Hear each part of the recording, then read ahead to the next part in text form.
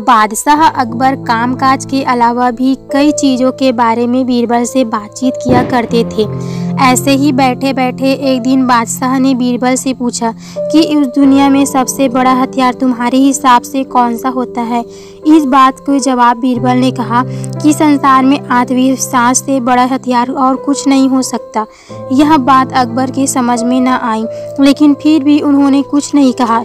उनके मन में हुआ कि समय आने पर इस बात की परख की जाएगी। कुछ दिनों बाद राज्य में एक हाथी बेकाबू हो गया।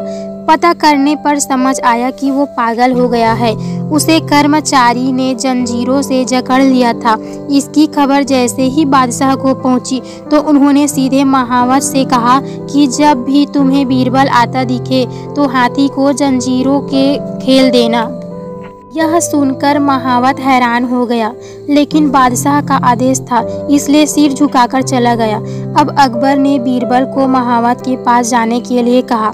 महावत ने भी बादशाह के आदेश का पालन करते हुए बीरबल को आते देख हाथी के जंजीरों से मुक्त कर दिया।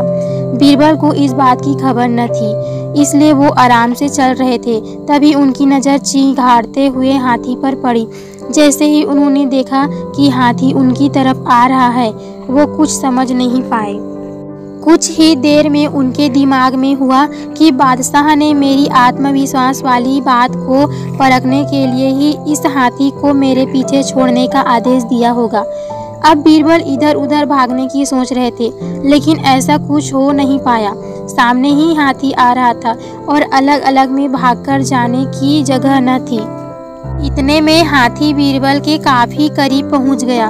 तभी बीरबल ने सामने एक कुत्ते को देखा और उसे टांगों को पकड़कर हाथी की तरफ फेंक दिया। कुत्ते चीखते हुए हाथी से टकराया।